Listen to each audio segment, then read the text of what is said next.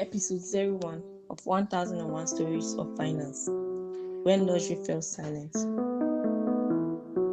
Mrs. Ekpe had it all. Her wardrobe was a gallery of the finest attire, each outfit crowned with layers of sparkling jewelry. She was never careless about her appearance.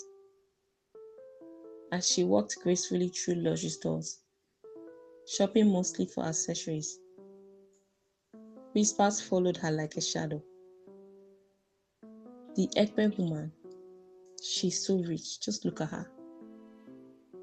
Mrs. Ekpe changed her cars with the seasons and treated exotic time zones like casual weekend getaways. Her life was a masterpiece of ease, sketched entirely in her husband's ink. Mr. Ekpe, her husband, was a successful businessman, and his wealth underpinned her extravagant lifestyle. She had no job, little financial knowledge, and little interest in business. She lived entirely on his generosity, and she relished it. Her children, too, lived without limits. For the Ekpes, life was perfect until it wasn't.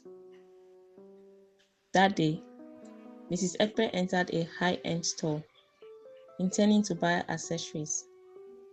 As usual, she called her husband's accountant to transfer money.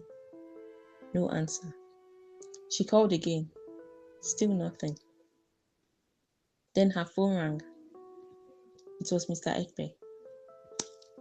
She picked up, ready to complain. But immediately, she noticed something wrong. His voice, usually confident, was low, strained, trembling even. My business has crashed, he said. I lost everything in a bad deal. I don't have a penny. The bank may come for our house soon. The line went dead. Mrs. Ekpe sank into a nearby chair. Her heart raced. She remembered the excitement with which her husband had invested all his money and properties, promising her even more luxury once it succeeded. She had waited eagerly, imagining new jewelry, new cars, new trips. But it had failed completely. Tears slid down her face. She sat frozen, gripped by fear and disbelief. Financial hardship had arrived suddenly. She had no savings, no investments, no safety net.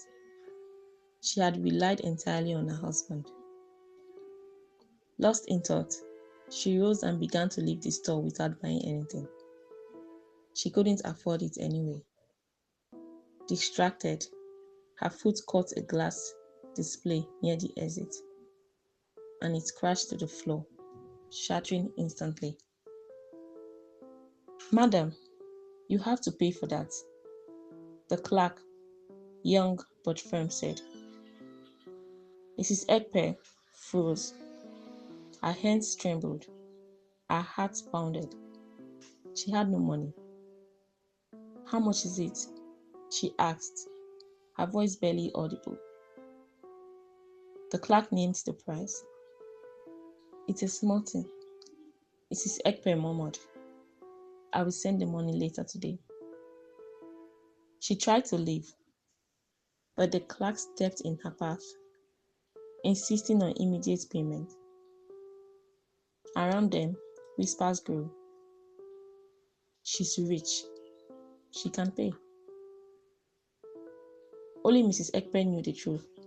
She did not have a single dime. Her mind raced. She had no income, no investments, nothing to fall back on. Then, a woman descended from the upper floor. What is the problem here? She asked calmly. The clerk explained. The woman asked him to return to work and turned her attention to Mrs. Ekpe. She introduced herself as Bridget, the manager of the store. Her eyes scanned Mrs. Ekpe's luxurious outfit, but she did not flinch. "Can you pay for the item?" she asked gently. Mrs. Ekpe's composure broke. She confessed, her voice shaking, that she had no money. Bridget paused, thoughtful but composed. Then she revealed that she was not only the manager, but also the owner of the store. She forgave Mrs. Ekpe and allowed her to leave. But she did not let her go without imparting wisdom. "Financial knowledge is everything," Bridget said. "I learned it the hard way before I lost my husband, the sole provider in my home. I educated myself about money. That knowledge saved me. It kept me standing when life tried to knock me down." Mrs. Ekpe listened, every word sinking deep into her heart. She thanked the store owner and promised herself that she would change. As she stepped out of the store, the weight in her chest felt lighter. Not because money had returned, but because she had gained something more valuable: understanding. Knowledge could not be taken from her. Knowledge could not disappear overnight. That day, Mrs. Ekpe learned the lesson she would never forget. Luxury can vanish in an instant, but knowledge is wealth that lasts forever. Keep enjoying the episodes of 1001 Stories of Finance at 1001 Stories of Finance at WordPress.com.